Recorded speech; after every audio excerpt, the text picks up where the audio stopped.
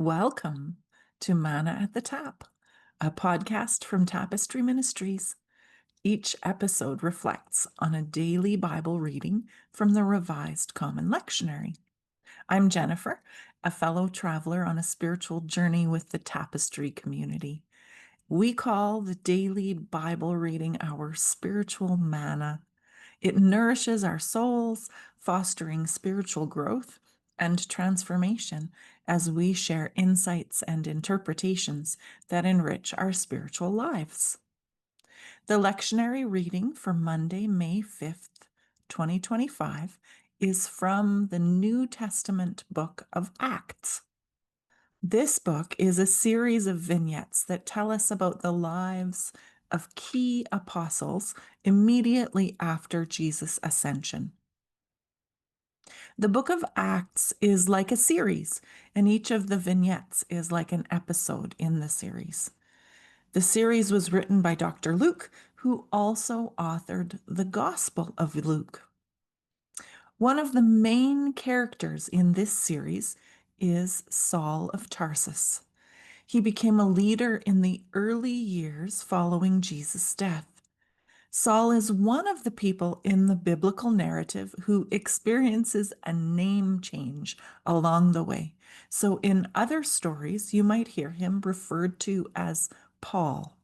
He wrote 13 of the New Testament letters, epistles, emails to groups of people who were learning to be communities of Jesus followers.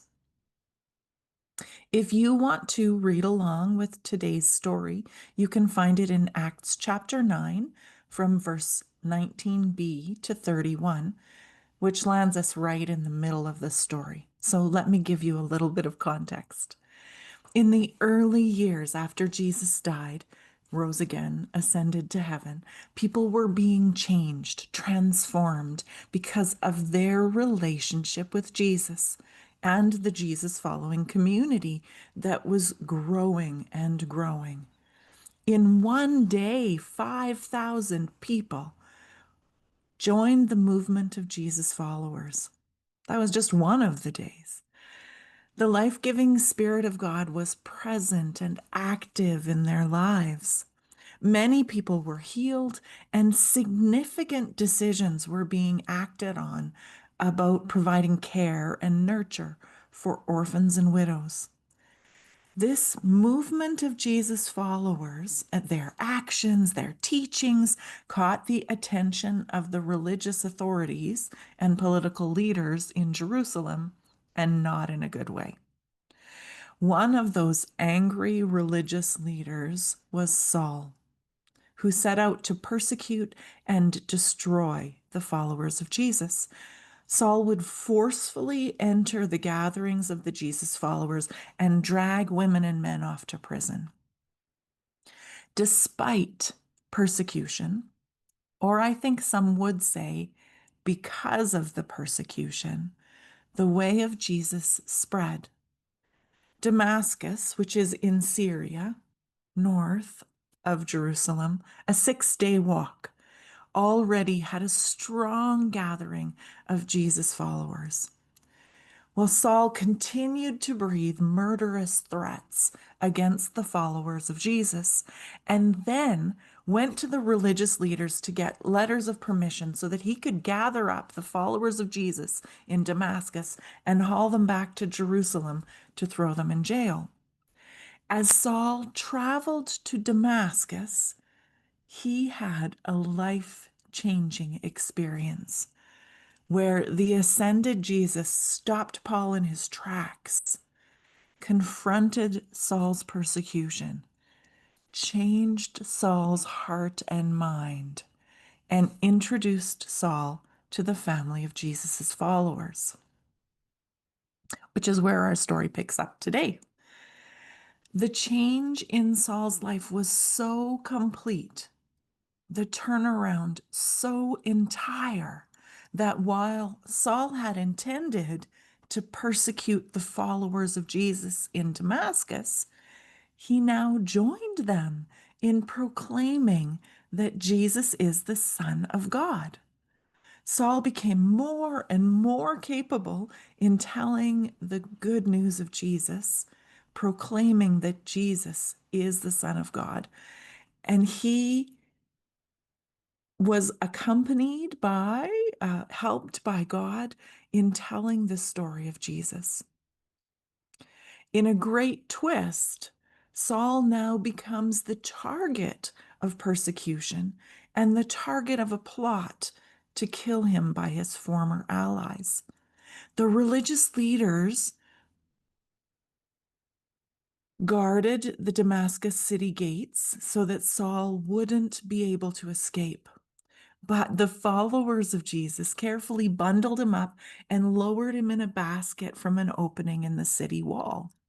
This clever escape plan is also referred to in one of Saul's emails, 2 Corinthians chapter 11. I wonder, how has God protected you, lowered you safely in baskets from city walls so that you could escape situations of danger and threat? Now, having escaped the threats on his life in Damascus, Saul makes his way back to Jerusalem. There, Saul wants to join with the followers of Jesus, but they were afraid of him. The last time they encountered Saul, he was persecuting them. But Saul's life had been transformed because of his encounter with Jesus. But the people in Jerusalem didn't know yet that he was actually a genuine follower of Jesus. He wasn't there to spy on them or to sneak in to try and hurt them. A beloved member of the community named Barnabas stood up for Saul, telling the story of what had happened to Saul on Saul's way to Damascus. Barnabas was a member of the followers of Jesus. He was known and trusted because he'd lived as an insider in the group of those who believed. The apostles called him Barnabas, which means son of encouragement, even though he'd been born with a different name. Barnabas sold a field that belonged to him and brought all the proceeds to the apostles to be shared among the whole group so that the needs of the group of followers could be met. And if you're interested in that story, you can find it in Acts chapter 4. Well, Barnabas used his social capital to take Saul to meet the apostles in Jerusalem. Barnabas vouched for Saul. At various points in our lives, we all will need someone who will stand up for us, stand up with us. I thank God that Barnabas believed that Saul had experienced a transformation and encouraged Saul. I wonder who has encouraged you in your life of faith? Who have you encouraged as they are being transformed? After Barnabas encouraged Saul and stood up for Saul, Saul openly stayed with the followers of Jesus in Jerusalem, speaking about Jesus boldly and using his strong powers of reasoning and debate to share the good news of Jesus with many. Eventually, there were people in Jerusalem who wanted to kill Saul too. So the leaders of the Jesus followers whisked Saul away to the seaside town of Caesarea and then sent him off to Tarsus. Following these experiences of persecution and the great transformation in Saul's perspective, there was a period of peace for the followers of Jesus in Judea and Galilee and Samaria.